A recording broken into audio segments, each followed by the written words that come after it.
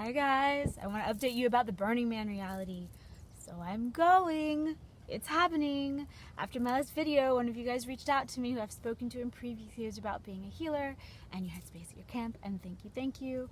And I'm really excited to be at a smaller camp this year without an official job description and be able to come and go and be surrounded by a much more close-knit group. This camp will be about a seventh the size of my other camp, so it's going to be more intimate, and I'm excited about that.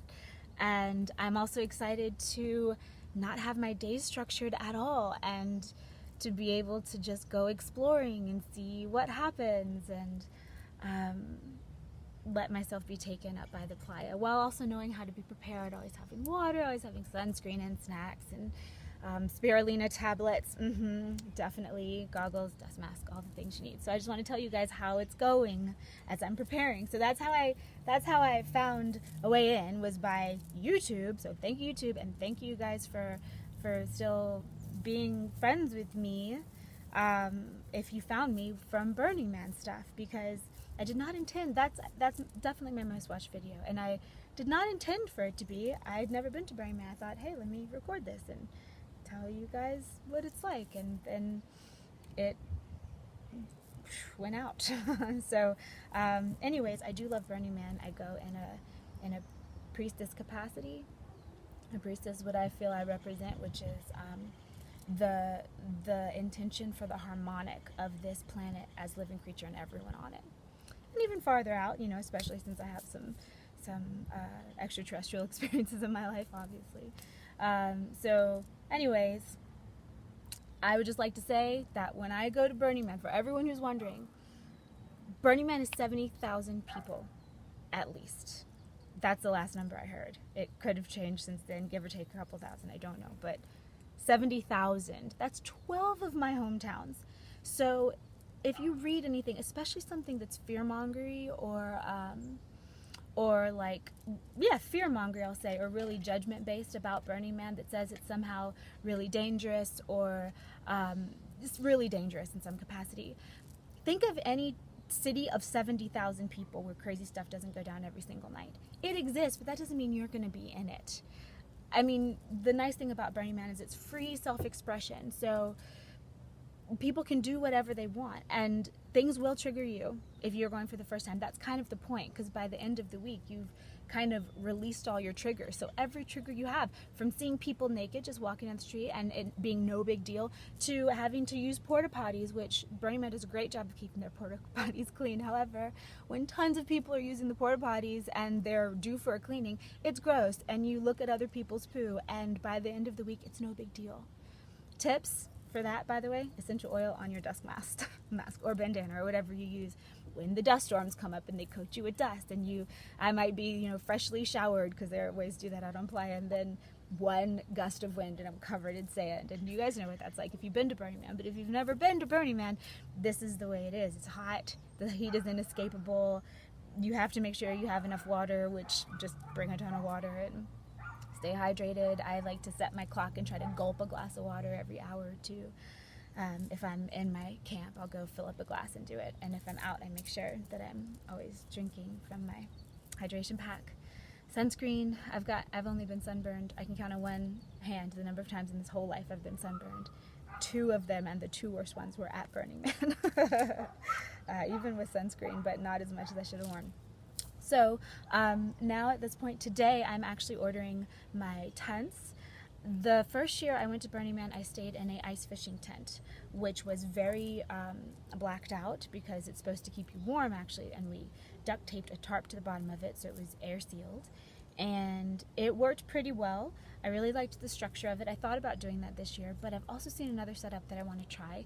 It's way less intense than anything else I've done, because after the first year, the second year, and the third year, I've camped in hexayurts, which are those 6-sided shapes made of insulation material. They work amazingly well in some ways, but they don't let air flow through, which is on one hand a good thing, because your stuff doesn't get crazy dusty as much inside, but on the other hand a bad thing, because sometimes you would just do anything for a breath of air and you can't get one through there.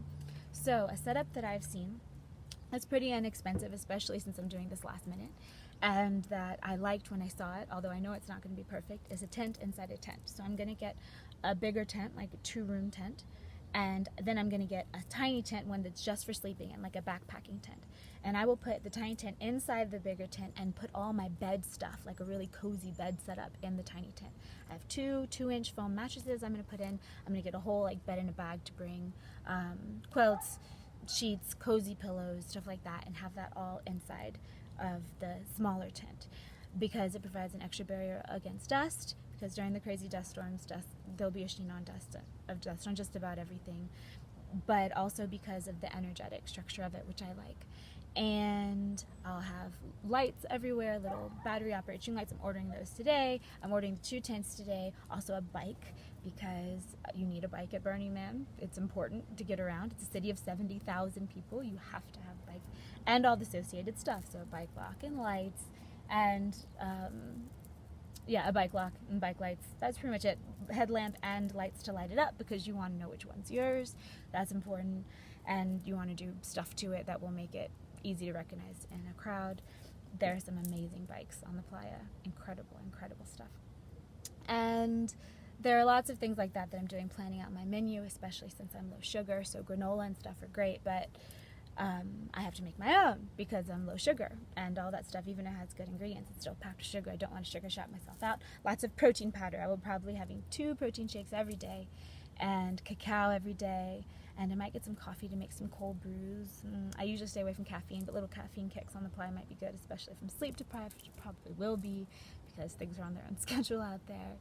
And of course, clothes. So I always wear a pair of boots with comfy gel insoles in them. Cheap boots, gel insoles, thick socks, leg warmers, because the inner seam of my boots will irritate my legs. That's like my uniform for footwear. That's what I wear all week. During build, I'll often wear my Vibrams, which are just athletic shoes, whatever other athletic shoes someone would want, that would be fine.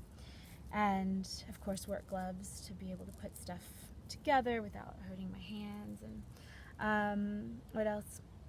Goggles. I have the ones that I've worn before that I'll wear again, that were made by a beautiful goddess sister of mine, covered with crystals and seashells.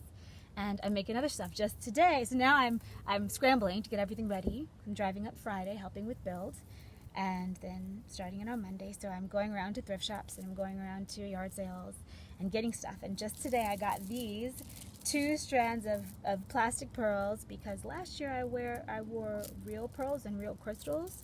And I'll still be wearing some of that, of course, because of the energy. I'm actually transferring one piece last year to what I'm going to wear this year. But they also refracted the sunlight when I was out and about, and they would get really hot, the crystals. And the pearls would also get really hot. So I think I'm going to experiment with the energy of just this. I like the way that these feel aesthetically, and if I pair a couple of actual crystals with it, I think it'll still do the job. And I found this garland for $1. It was long purple garland, and there's a purple wedding on Friday that some of my dear, dear friends are getting married. So I'm going, and I totally forgot about it till I got home. So I saw this, and I said, oh, I can make a crown out of that. That would be fun, but just by twisting it together. And then I got home and thought, why did I even get this? And I thought, oh yeah, there's a freaking purple wedding. And my subconscious remembered, my conscious didn't. Usually my uniform on playa is something like swimsuit or lingerie or something like that with some type of skirt on. That tends to be comfiest to me. My body can breathe, maybe a headscarf. That's just what I wear some equation of the whole week. It might look a little different. I get a lot of old scarves and old clothes from thrift stores and cut them up and do stuff to them to make them comfy. It's important that it be comfy to ride a bike. It's important that it be easy to go to the restroom because sometimes it's hard to get everything together if you've got a really complex costume. Also, lights for everything, and gosh, there's so much more to consider, but I'm excited to go. Today's Sunday, I have 4 or 5 days, so that's long enough, and I gotta get to ordering stuff though, because yay for the internet. Menu planning is the main thing on my mind now, but sending you guys lots of love.